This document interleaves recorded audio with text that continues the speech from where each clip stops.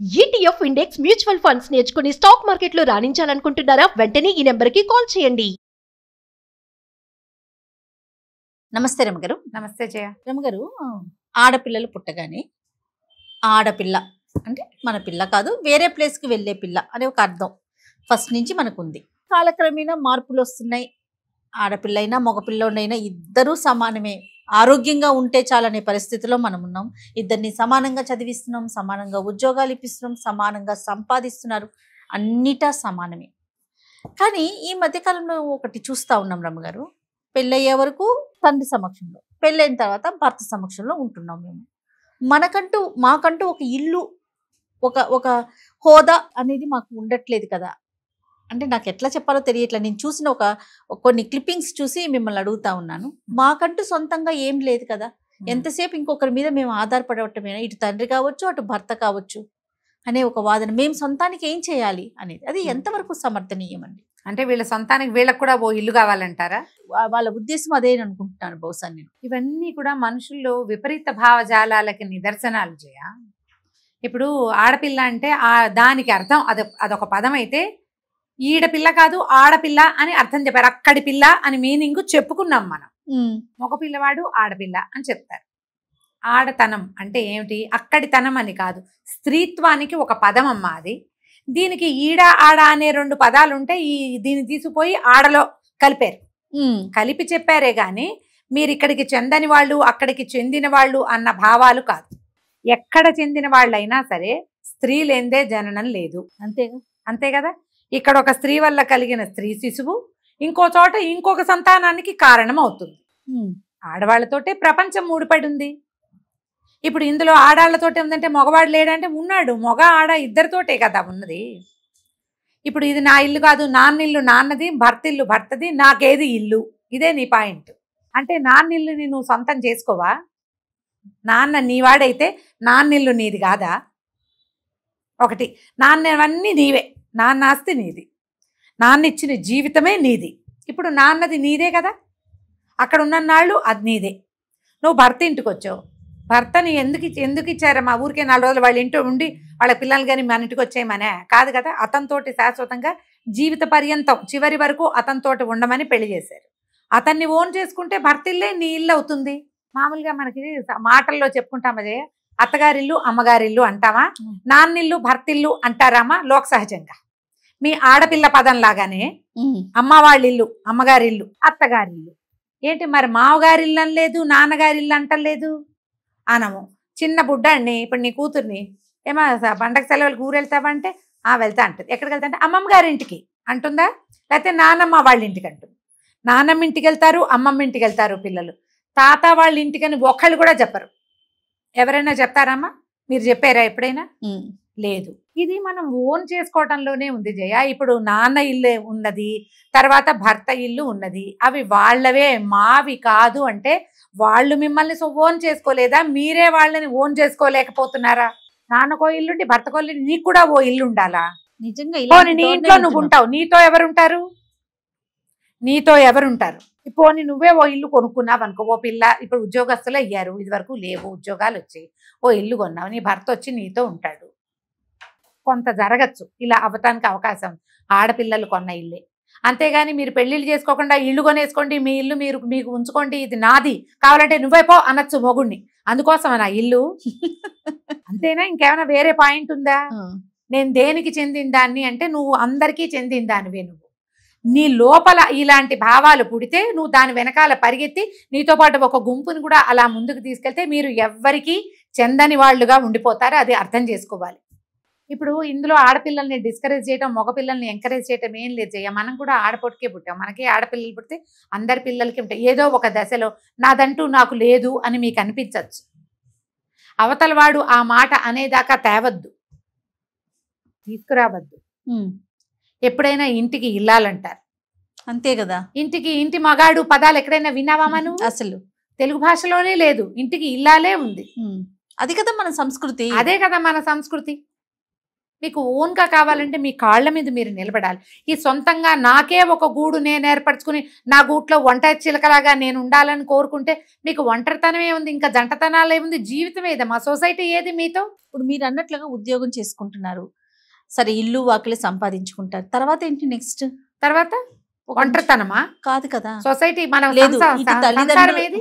ఇక్కడ కూడా మళ్ళీ చూడండి, ఇటు తల్లిదండ్రులైనా చూసుకొని వాళ్ళతో పాటు అయినా కలిసి నువ్వు ఉండాలి, నీ సంపాదనతో నీ ఇంటితో, లేదా ఇంకొకరిని వివాహం చేసుకుని అతనితో అయినా ఉండాలి కదా. అబ్బే నాకు అది వద్దు ఇది వద్దు అంటే మీరందరూ ఒంటరిగా ఉంటారంటే మీ అమ్మలు కూడా ఆ పని చేస్తే ఎలా ఉండేది? మనం ఎక్కడి నుంచి వచ్చేవాళ్ళం? మనం ఇంత సొసైటీ వృద్ధి పొందినప్పుడు అమ్మ ఇలాంటి భావాలు ఏదో ఒక దశలో కలుగుతాయి జయ. మగవాళ్ళ దౌష్ట్యము, పోట్లాట కోరుతనము, వాళ్ళ వ్యసనాలు, వాళ్ళ ఇతరత్ర వ్యవహారాల వల్ల ఏదో ఒక దశలో ఇది నా ఇల్లు నువ్వు పోబయటికి అంటారు వాళ్ళు. మగవారు అన్నప్పుడు అప్పుడు మనకేంటే అయ్యో నాకేం లేదే, నేను సొంతంగా నాకు ఒకటి లేదే అలా అనిపిస్తుంది. నా కాళ్ళ మీద నేను నిలబడాలి ఆలోచన అనిపిస్తుంది. ఇప్పుడు నీకు ఆల్రెడీ నువ్వు నీ కాళ్ళ మీద నువ్వు ఉంచితే నీ గూడో వాకిలో నీది నువ్వు పెట్టుకోవచ్చు. ఇది అసలు ఆడపిల్లలే రేపొద్దున నేను అసలు భర్త ఇంటికే వెళ్ళను, నా ఇంటికే నేను వెళ్తాను లాంటి విపరీత భావజాలాల్లోకి వెళ్ళడం వల్ల ఏమవుతుందంటే మన దేశం ఆల్రెడీ అమెరికా అవడానికి సిద్ధంగానే ఉంది విడాకులతోటి. ఇప్పుడు ఇంకా ముందుకెళ్తుందమ్మా. ఫారిన్ కంట్రీస్లో 15 వచ్చేసరికి కార్ డ్రైవింగ్ నేర్పిస్తున్నారు జయ, వాళ్ళకి డ్రైవింగ్ వచ్చేస్తుంది. 18 వచ్చేసరికల్లా పిల్లలు ఇళ్లలో నుంచి బయటికి వెళ్ళిపోతారు. వాళ్ళు చదువులు మానేసినా, వాళ్ళకి ఇష్టమైన కెరీర్ తీసుకున్నా తీసుకోపోయినా, ఏం చేసినా ఏం చేయకపోయినా వాళ్ళ మీద పేరెంట్స్ తాలూకు పెత్తనం లేదు. ఆ 10-18 ఏళ్ల లోపల కూడా తల్లిదండ్రులు వీళ్ళని బలవంత పెట్టినా, కొట్టినా, తిట్టినా, ఏదైనా విషయంలో వీళ్ళని బలవంతం చేసినా వెంటనే పోలీస్ కంప్లైంట్లు, పోలీసులు వచ్చి పిల్లల్ని సెపరేట్ చేస్తారు పేరెంట్స్ నుంచి. పిల్లలు వాళ్ళ ఇష్టారాజ్యంగా పెరుగుతారు. వాళ్ళ కాళ్ళ మీద వాడు నుంచుంటాడో పడుకుంటాడో పాకుతాడో వాడి తంటాలు వాడు పడతాడు. ఫ్యామిలీ సొసైటీ అనేది లేదు అక్కడ. అవును, అమ్మ నాన్న వాళ్ళ దారిని వాళ్ళు ఉంటారు, పిల్లలు వాళ్ళ దారిని వాళ్ళు ఉంటారు. సంవత్సరానికి 2 సార్లు థ్యాంక్స్ గివింగ్ డేకి, ఫాదర్స్ డే, మదర్స్ డే, ఈ డేలకి కలుసుకుంటారు. కుటుంబ వ్యవస్థ చిన్నాభిన్నం ఆల్రెడీ అయిపోయింది అక్కడ. అయిపోయాక ఏమైంది, వాళ్ళందరూ ఒంటరితనాలతోటి డిప్రెషన్స్కి లోనైపోయి రకరకాల మానసిక సమస్యల్లోకి లోనై విపరీతంగా థెరపీలు తీసుకుంటారు ఈ లోన్లీనెస్ కోసం. థెరపిస్టులు ఎక్కువ అక్కడ, ప్రతి వాళ్ళకి థెరపిస్టే. పేరెంట్స్ ఉంటే ఉన్నారని, లేకపోతే లేరని, నాకెవరు లేరు, నేను ఎవరికి చెప్పాలి, నేనేం చేయాలి, నేను ఒంటరిగా ఉన్నాను, I'm feeling lonely, I'm that this, వీటన్నిటికీ థెరపీలు. మనకి ఇండియాలో ఆ సమస్య చాలా తక్కువ. ఎందుకంటే మనం చివరి దాకా పిల్లల వెన్నంటి ఉంటాం. అప్పుడప్పుడు ఇది సమస్యగా పరిణమిస్తుంది. పేరెంట్స్ తాలూకు బలవంతాల వల్ల పిల్లలు కొంత ప్రెస్ అవుతారు, కానీ పేరెంట్స్ సహాయంతో పిల్లలు బాగుంటున్నారు ఇండియాలో. ఇప్పుడు ఈ ఆడపిల్లలకి నీది నువ్వు ఏర్పరచుకో, నీ ఇల్లు నాన్న ఇల్లు నీది కాదు, నీది కాదు, నీది నీకే, నీ ఇల్లు నువ్వు సంపాదించుకో, నీ గూడు నువ్వే ఏర్పరచుకో, అప్పుడు నువ్వు అమెరికా వెళ్ళిపో, ఇండియాని అమెరికాని చేసే. నువ్వు ఈ భారతదేశంలో మనకు ఉన్నది ఏమిటి, సమిష్టి కుటుంబ వ్యవస్థ. మనం అన్నదమ్ములతోటే సెపరేట్ అయిపోయి, అన్నదమ్ములు మనం కలిసి ఉండట్లేదు, కలిసి ఒక చోట వండుకొని తింటలేదు. అసలు మన దగ్గర పూర్వకాలం నుంచి ఉన్నటువంటి ఉమ్మడి కుటుంబ వ్యవస్థకి ఆల్రెడీ నీళ్ళు వదిలేసాం మనం. అవును, వదిలేసి అప్పుడప్పుడు అయినా కుటుంబాలు కలుసుకునే పద్ధతిలో ఇంచి కూడా అసలు కలుసుకొని సంవత్సరానికి ఒకసారి కాదు 10 ఏళ్లకోసారి అన్నదమ్ములు అక్క చెల్లెళ్ళు కలుసుకునే దౌర్భాగ్యపు సమాజంలోకి ఆల్రెడీ వచ్చేసామమ్మా. అందుకే మనకి నాకు పెద్దవాళ్ళు లేరు, నాకు చెప్పేవాళ్ళు లేరు, నా డెలివరీ అప్పుడు నాకు పోస్ట్ పార్టం, ఈ పోస్ట్ పార్టం ఎంత ఎక్కువగా ఉంది జయ. ఇది వరకు ఎందుకు లేదు, అసలు వినలేదు ఆ మాట. ఎందుకంటే ఇది వరకటి కాలంలో అసలు డాక్టర్లే లేరు, అవకాశమే లేదు. ఇళ్లల్లో పురుళ్ళు పోసుకున్న రోజుల్లో, కనేదాకా పనిచేసిన రోజుల్లో, ఖనంగానే 11వ రోజు నుంచి తమే స్వయంగా వంట చేసుకుని తినగలిగే రోజుల్లో కూడా పోస్ట్ పార్టం లేదు. ఎందుకంటే పుట్టింట్లోనే అత్తవారింట్లోనే ఉండేవారు మనుషుల మధ్యన మనుషులు ఉన్నారు, ఒంటరితనం లేదు. ఇప్పుడేమైంది, మీకు పోస్ట్ పార్టం అని అసలు నీకు నెలదప్పి నువ్వు ఒక డ్రాప్ యూరిన్ వేసి చూసుకున్న రోజు నుంచి మొదలుపెట్టి నువ్వు డాక్టర్ల పర్యవేక్షణలో ఉంటావు. ప్రతి నెల చూస్తావు డాక్టర్ని. ఆడ బోళ్ళంత సమాజం ఉంటుంది.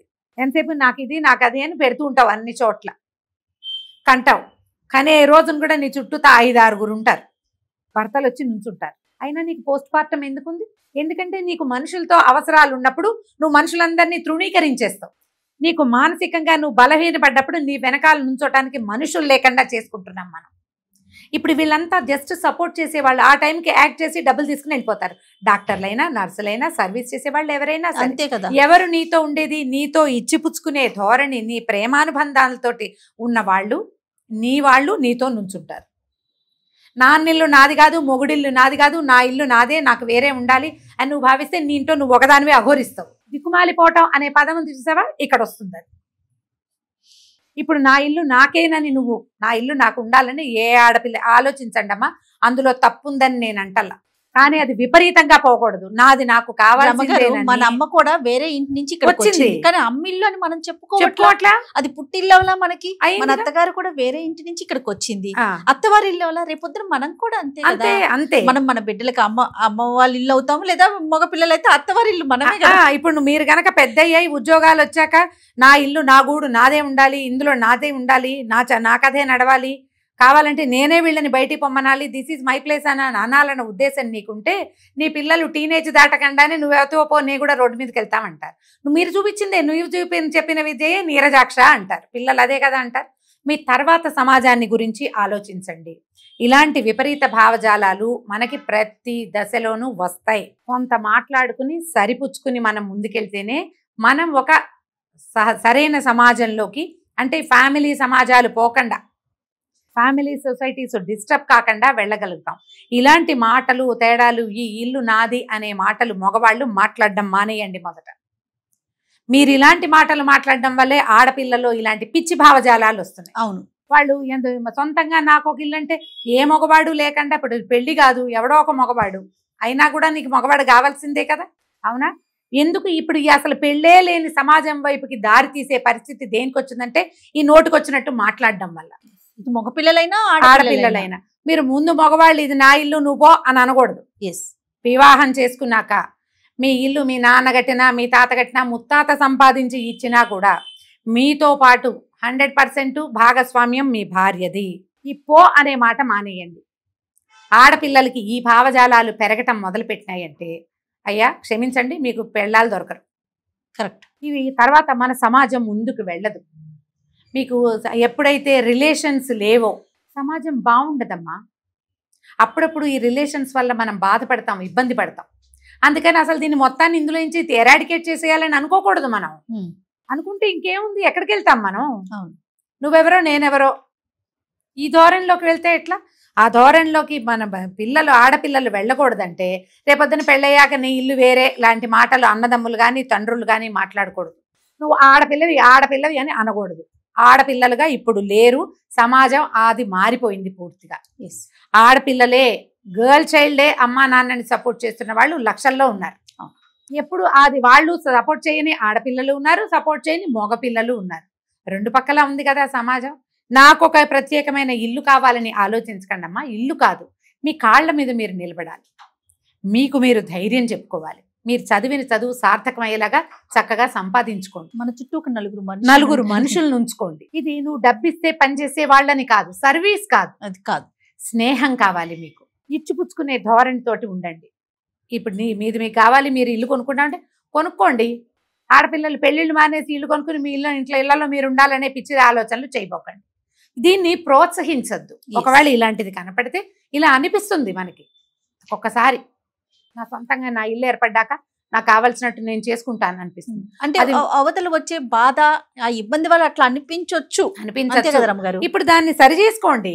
దాన్ని కూర్చుని మాట్లాడుకుని ఏదో ఒక రకంగా ఎవడో సరవనేవాడు మూర్ఖుడు, మిగిలిన వాళ్ళంతా సరవుతారమ్మా. ఎందుకంటే ప్రతి వాళ్ళకి ఆడా మగకి మొగ ఆడా కావాలి. మన ఇద్దరికి మనకి వాళ్ళు అవతల వాడు కావాల్సిందే, వాడికి మనం కావాలి కదా, సర్దుకుంటారు. దీని మీద మాట్లాడుకోవాలి. కానీ తీవ్ర భావజాలాల్లోకి వెళ్ళి సమాజాన్ని రెండో పక్కకి లాగేసే ఐడియాలజీ చెయ్యొద్దు దయచేసి. నమస్తే రమగారు. నమస్తే.